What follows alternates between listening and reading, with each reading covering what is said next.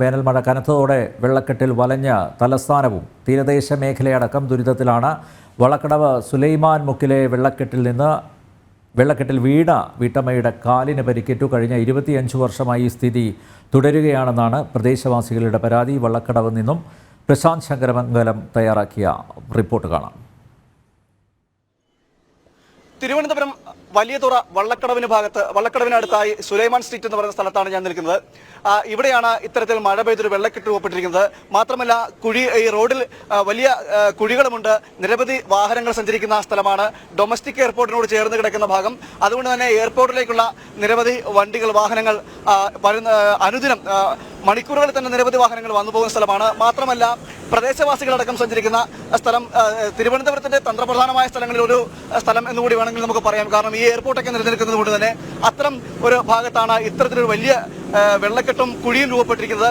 ഇത് നിലവിൽ ഈ വാർഡ് ഭരിക്കുന്നത് നഗരസഭയുടെ വാർഡ് ഭരിക്കുന്നത് തന്നെ CPM-ന്റെ പ്രതിനിധികളാണ്. കാലാകാലങ്ങളായിട്ട് ഇത്തരമൊരു സ്ഥിതിവിശേഷം ഇവിടെ തുടരുന്ന സാഹചര്യമുണ്ടെന്നാണ് ഈ പ്രദേശവാസികളടക്കം പറയുന്നത്.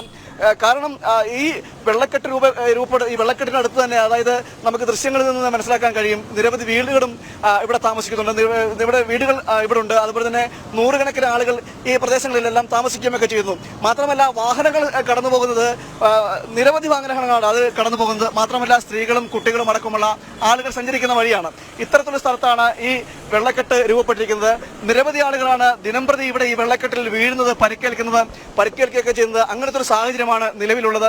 ഇത്തരത്തിൽ പ്രദേശവാസികളടക്കം പരാതിപ്പെട്ടിട്ട് പലതവണ പരാതിപ്പെട്ടിട്ടുണ്ടെങ്കിൽ പോലും അധികൃതരുടെ ഭാഗത്ത് യാതൊരു നടപടികളും ഉണ്ടായിട്ടില്ല. നമ്മളോടൊപ്പം ഈ സ്ഥലത്ത് തന്നെ ഈ പ്രദേശവാസിയും അതുപോലെ റെസിഡൻഷ്യൽ അസോസിയേഷന്റെ ഒരു പ്രതിനിധിയുണ്ട്. അദ്ദേഹത്തെ നമ്മളോട് ചോദിക്കും, ചേട്ടാ ഇങ്ങനെയാണ് ഈ സ്ഥിതി വെച്ചിട്ട് ഇനി ഇതിൽ കൂടെ ഒന്നും പറയേണ്ട ആവശ്യമില്ല, എന്താണ് ഈ അധികൃതരുടെ ഭാഗത്ത് നിങ്ങൾക്ക് തരുന്ന മറുപടി?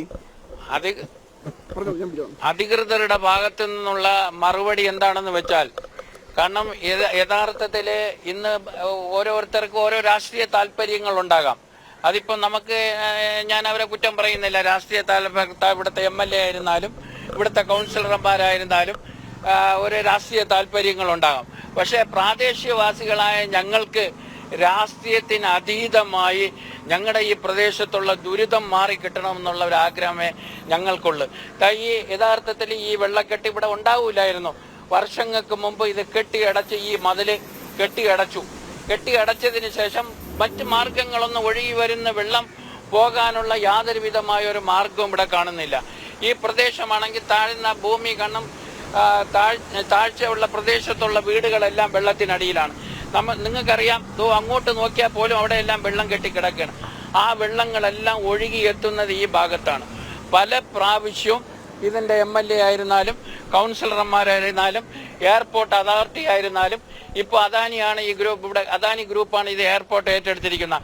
അവരോട് പോലും ഈ അടുത്ത സമയത്ത് പോലും ഒരു കോൺഫറൻസിന് വിളിച്ചപ്പോൾ ഞങ്ങളുടെ ഈ പ്രദേശത്തെ ദുരിതത്തെക്കുറിച്ച് പറഞ്ഞിരുന്നു. പ്രത്യേകിച്ച് ഈ വെള്ളക്കെട്ടിന് ശാശ്വതമായ ഒരു പരിഹാരം ഉണ്ടാക്കി തരണമെന്ന് ഞങ്ങൾ അഭ്യർത്ഥിച്ചിട്ടുണ്ട്. പക്ഷെ ഇനി എന്താണ് അവരുടെ ഭാഗത്തു നിന്നുള്ള അവരുണ്ടാകുന്നത്? ഈ മഴ അങ്ങോട്ട് കഴിയുമ്പോൾ ഈ വെള്ളം അങ്ങോട്ട് പോകും. ഇത് എല്ലാവരും ജനങ്ങൾ അവരും മറക്കും. വീണ്ടും ഇതേപോലെ മഴ സമയങ്ങളിൽ വീണ്ടും ഈ ദുരിതം ഈ പ്രദേശവാസികൾ അനുഭവിച്ചു കൊണ്ടിരിക്കുകയാണ്. ഇത് ഈ പ്രദേശത്ത് മറ്റുള്ള പ്രദേശങ്ങൾ ജനങ്ങൾ തിങ്ങിപ്പാർക്കുന്ന ആ പ്രദേശങ്ങളിൽ ചെന്ന് നോക്കിയിരുന്നാലും വീടിന്റെ 4 സൈഡും വെള്ളം കെട്ടിക്കിടക്കുന്ന ഒരു സാഹചര്യമാണ് വാർഡ് കൗൺസിലറിനോട് സംസാരിക്കുമ്പോൾ അവരെന്താണ് പറയുന്നത്? വാർഡ് കൗൺസിലറോട് പറയുമ്പോൾ അവരിപ്പോൾ ഉടനെ ശരിയാക്കി തരാം. അവര് യഥാർത്ഥത്തിൽ വലിയതുറ വള്ളക്കടവ് വാർഡ് കൗൺസിലർ ഇവിടെ ഞങ്ങളൊക്കെ പരാതിപ്പെട്ടതിന്റെ അടിസ്ഥാനത്തിൽ 3-4 വലിയ മഴക്കുഴികൾ ഇവിടെ സ്ഥാപിച്ചു. അതിന് ഒരുവിധം അല്ലെങ്കിൽ ഇതേപോലുള്ള മഴയെ താങ്ങാനുള്ള വെള്ളം ഉൾക്കൊള്ളാനുള്ള ശക്തി ആ കിണറുകൾക്ക് ഇല്ലാത്തതിന്റെ അടിസ്ഥാനത്തിലുമാണ് ഈ വെള്ളം ഇങ്ങനെ കിടക്കുന്നത്. ശാശ്വതമായൊരു പരിഹാരം ഉണ്ടാകണമെങ്കിൽ ഈ മതിൽ എയർപോർട്ട് അധികൃതർ അവരുടേതായ രീതി അനുസരിച്ച് ഇവിടെ നിന്ന് ഒരു അവരുടേതായ രീതി അകത്ത് ഒരു വലിയ ഓടയുണ്ട്, അതുമായിട്ടൊന്ന് കണക്ട് ചെയ്ത് തന്നു കഴിഞ്ഞാൽ ഇവിടുത്തെ വെള്ളക്കെട്ട് അധികൃതമായ കാരണം ഇങ്ങനെ ഉണ്ടാകുന്ന വെള്ളക്കെട്ടിനൊരു ശാശ്വതമായ ഒരു പരിഹാരം ഉണ്ടാകാം എന്നുള്ളതാണ് ഞാൻ വിശ്വസിക്കുന്നത്. അത് എന്തുമാത്രം പ്രാബല്യത്തിലുണ്ടാകുമെന്നും എങ്ങനെ അത് പ്രയോജനപ്പെടുത്താമെന്നുള്ളതും നമുക്കറിയില്ല. അത് തന്നെയാണ് ഈ പ്രദേശത്തേക്ക് നോക്കുകയാണെങ്കിൽ ഈ പ്രദേശത്തിന്റെ ഒരു പശ്ചാത്തലം വെച്ച് നോക്കുമ്പോൾ ഇത്തരത്തിലുള്ള ഈ വെള്ളക്കെട്ട് ഇങ്ങനെ രൂപപ്പെട്ട് നിൽക്കുന്ന ഒരു സാഹചര്യമാണുള്ളത്. നമുക്ക് ഇതിൽ കണ്ടാൽ തന്നെ മനസ്സിലാക്കും. കാരണം ഒരു ഇടുങ്ങിയ വഴി തൊട്ടടുത്തായിട്ടുണ്ട്. മാത്രമല്ല നിരവധി ആളുകൾ അവിടെ താമസിക്കുന്നുണ്ട്. അതുപോലെ തന്നെ ഈ ഒരു വളഞ്ഞു വരുന്നൊരു ഭാഗമാണ്, ഒരു വളവ് ഭാഗമാണ് ഈ പ്രദേശം എന്ന് പറയുന്നത്. അതുകൊണ്ട് തന്നെ ഇത്തരത്തിൽ വെള്ളക്കെട്ട് രൂപപ്പെടുമ്പോൾ അല്ലെങ്കിൽ ഈ വെള്ളക്കെട്ടി നടക്കുന്ന സാഹചര്യത്തിൽ മറ്റു ഭാഗത്തുനിന്ന് വരുന്ന വണ്ടികളെ പോലും അറിയുവാൻ കഴിയില്ല. സ്ത്രീകളടക്കം സഞ്ചരിക്കുന്നതാണ്. അത് നടുക്ക് തന്നെ വലിയ കുഴികളും രൂപപ്പെട്ടിട്ടുണ്ട്. അപ്പോൾ ഇത്തരത്തിൽ ഇതിൽ അടിയന്തരമായിട്ട് ഇതിനൊരു നടപടി ഉണ്ടായില്ലെങ്കിൽ നിരവധി ജീവനുകൾക്ക് തന്നെ ആപത്തുണ്ടാകുന്ന ഒരു സാഹചര്യം കൂടിയാണുള്ളത്. നമുക്ക് ഈ ദൃശ്യങ്ങളിൽ നിന്ന് തന്നെ നമുക്ക് മനസ്സിലാക്കാൻ കഴിയുന്നുണ്ട് ഈ വെള്ളത്തിന്റെ ആഴം എത്രത്തോളം ഉണ്ടെന്ന്. നമ്മൾ നിൽക്കുമ്പോൾ തോന്നും ഏകദേശം മുട്ടപ്പം തന്നെ ഈ ഇത്തരത്തിൽ വെള്ളം കെട്ടി നിൽക്കുന്ന സാഹചര്യമുണ്ട്. ഇതിന്റെ ഏറ്റവും വലിയ പ്രശ്നം എന്ന് വെച്ചാൽ ഗുരുതരമായ ആരോഗ്യ പ്രശ്നങ്ങളടക്കം ഈ വെള്ളക്കെട്ടിലൂടെ ഈ വെള്ളം കെട്ടി നിൽക്കുന്നതിലൂടെ ഉണ്ടാകും എന്നാണ് എടുത്തു പറയുന്നത്. ആ ഭാഗത്തേക്ക് നോക്കുകയാണെങ്കിൽ ഈ ഇടവഴിയിലേക്ക് നോക്കുകയാണെങ്കിൽ നിരവധി വീടുകൾ താമസിക്കുന്നുണ്ട്. കുഞ്ഞുകുട്ടി പരാധീനങ്ങളടക്കം നിരവധി ആളുകൾ താമസിക്കുന്ന സാഹചര്യമുണ്ട്. അങ്ങനെ അത്തരമൊരു സാഹചര്യത്തിൽ ഈ വെള്ളക്കെട്ടിന് ഒരു ശാശ്വത പരിഹാരം കണ്ടില്ലെങ്കിൽ നിരവധി ജീവനുകൾക്ക് പോലും ആപത്താവുന്ന സാഹചര്യം ഉണ്ടായി. നമുക്ക് ഇതിന്റെ ഒത്ത നടുക്കാണ് നമ്മൾ നിൽക്കുന്നത്. മുട്ടപ്പം വെള്ളം ഇവിടെ എല്ലാം കെട്ടി നിൽക്കുന്ന സാഹചര്യമുണ്ട്. എന്തായാലും വലിയ പരാതികളാണ് ഈ ജനങ്ങളുടെ ഭാഗത്തുണ്ടാവുന്നത്.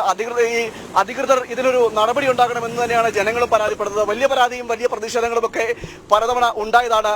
25 വർഷത്തോളമായി ഇവിടുത്തെ ഈ സാഹചര്യം വെള്ളക്കെട്ട് ഇങ്ങനെ തുടരുന്ന സാഹചര്യമുണ്ട്. എന്നാൽ അധികൃതരുടെ ഭാഗത്തുനിന്ന് യാതൊരു തരത്തിലുള്ള നടപടികളും ഉണ്ടാകുന്നില്ല എന്നുള്ള പരാതി വളരെ വ്യാപകമാണ്. ക്യാമറമാൻ ബിജു പ്രവീണിനൊപ്പം പ്രശാന്ത് ശങ്കരമംഗലത്ത്, ജനം, തിരുവനന്തപുരം. സംസ്ഥാനത്ത് കനത്ത മഴ തുടരുന്നു. തിരുവനന്തപുരം, കൊച്ചി, കോഴിക്കോട് ഉൾപ്പെടെയുള്ള നഗരങ്ങളെല്ലാം വെള്ളക്കെട്ടിലാണ്.